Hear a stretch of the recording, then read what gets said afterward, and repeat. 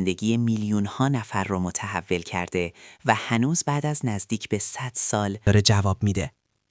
امروز تو این ویدیو مهمترین رازهای کتاب افسانه‌ای بندیشید و ثروتمند شوید از ناپلئون هیل رو بهت میگم، طوری که بتونی همون امروز شروع به اجراش کنی.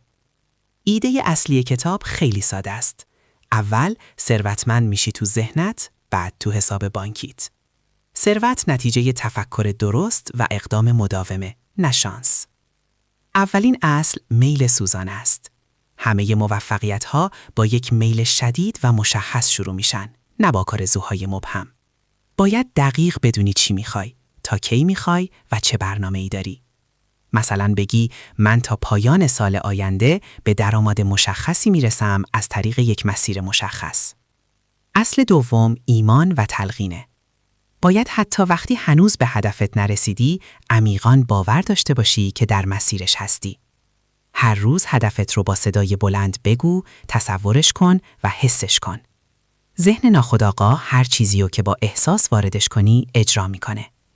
اصل سوم دانش تخصصیه. لازم نیست همه چیز رو بدونی. فقط باید چیزی رو بدونی که به هدفت ربط داره. یا افرادی رو پیدا کنی که این دانش رو دارن.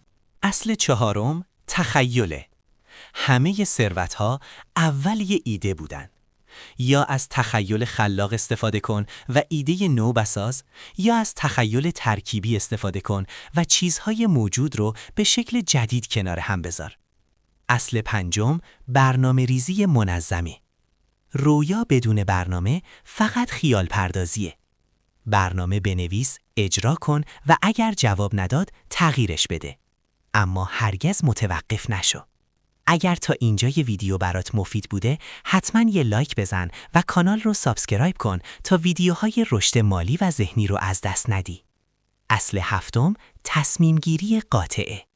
افراد موفق سریع تصمیم میگیرن و دیر نظرشون رو عوض میکنن. اما افراد ناموفق دیر تصمیم میگیرن و سریع منصرف میشن. اصل هفتم پشتکاره. بیشتر شکست‌ها فقط به خاطر تسلیم شدن زود هنگام اتفاق میافتن. شکست موقت شکست واقعی نیست. اصل هشتم ذهن جمعیه. با آدم‌های همفکر، هدفمند و مثبت در ارتباط باش.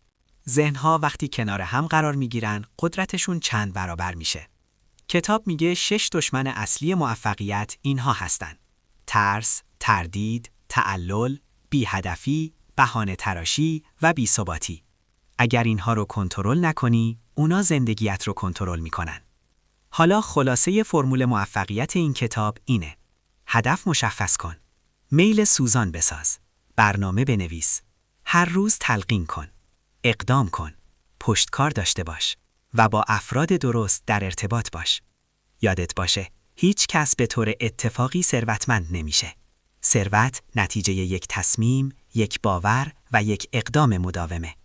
اگه واقعاً میخوای زندگی تغییر کنه، از همین امروز یک تصمیم جدی بگیر و اجراش کن. اگه این ویدیو برات مفید بود، لایک یادت نره و سابسکرایب کن تا با هم رشد کنیم. تا ویدیوی بعدی موفق باش و ثروتمند فکر کن.